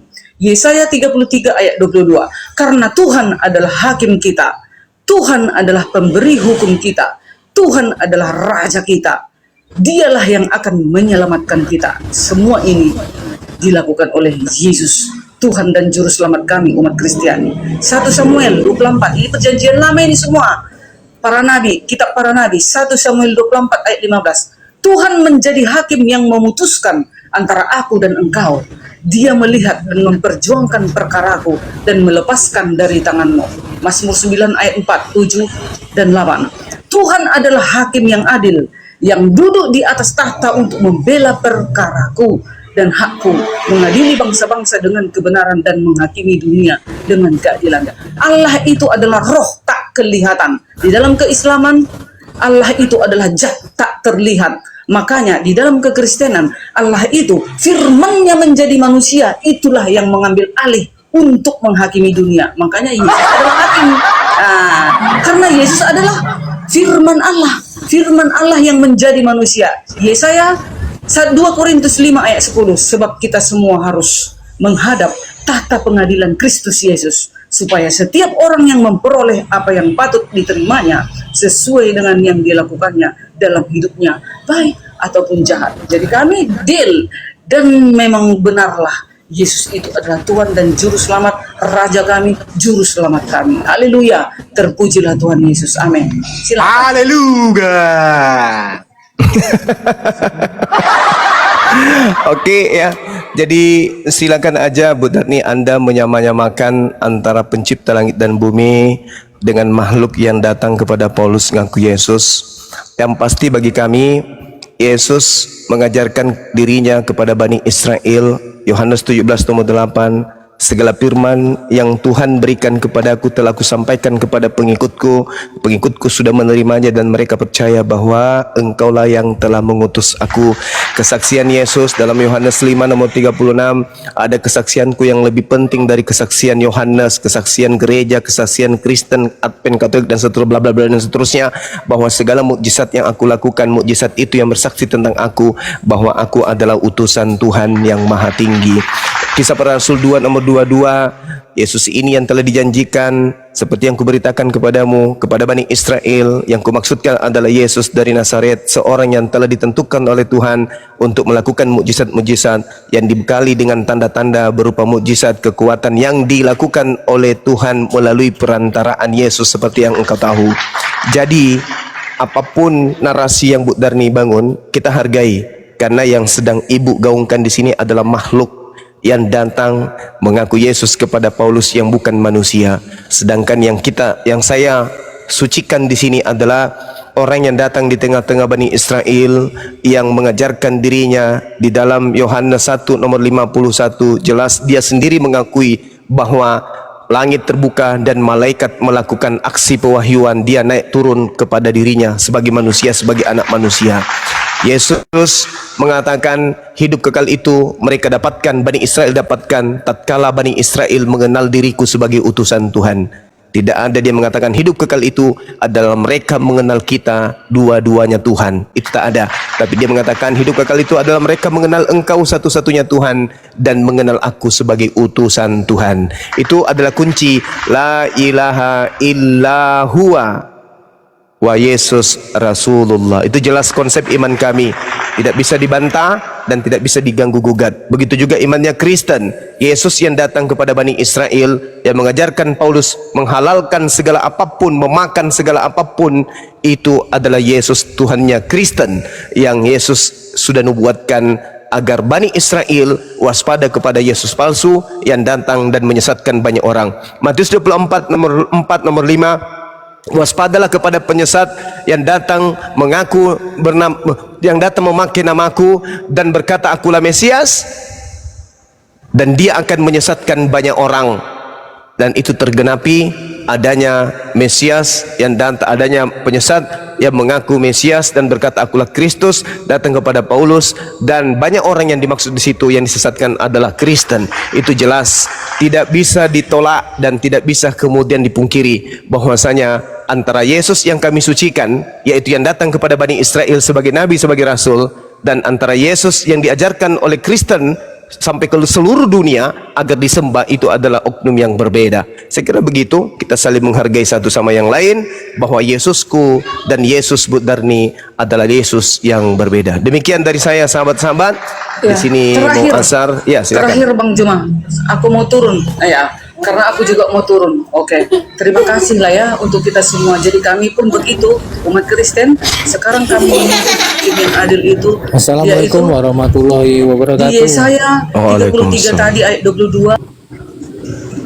Ini siapa Rian? Ada yang mau mualaf katanya Rian? Siapa? Ya, Silakan. aku mau turun aku guys. Ya, sebentar udah. Kita gitu bang. Ya bang. Ya, katanya ada yang mau mualaf, silakan. Sampaikan. Nanti malam ada terjadwalkan teman kita yang dari Sulawesi Selatan mau mualaf. Jadi dia mengikuti waktunya sehabis pulang kerja tuh jam 11 malam bang. Ya minta tolong petunjuknya gitu. Hubungi HP saya aja Pak Rian. Silakan Bang Andi. Hubungi HP saya aja, nanti saya jadwalkan. Enggak, iya maksudnya minta teman-teman kita, gurunda kita gitu. Ada yang mau mualaf nanti malam gitu. Jadi dia minta support gitu. Iya, kita ikut HP saya Bang aja. Handi. Kita ngomongin di belakang layar. Bang Handi yang atur, Bang. Ya. Insya Allah aman. Ini siapa yang kita hubungin? Maaf, siapa yang saya hubungi dulu? Bang Handi kah? Iya, Bang Handi. Betul. Iya, siap, gurunda. Saya ketik nomor HP ku dulu ya, tunggu ya. Catat nomornya ya di bawah itu. Enggak, melalui ini aja, melalui DM aja. Supaya nanti ada noten di bawah nih. Nggak apa-apa bang, biar konten juga dapat nomornya juga nggak masalah.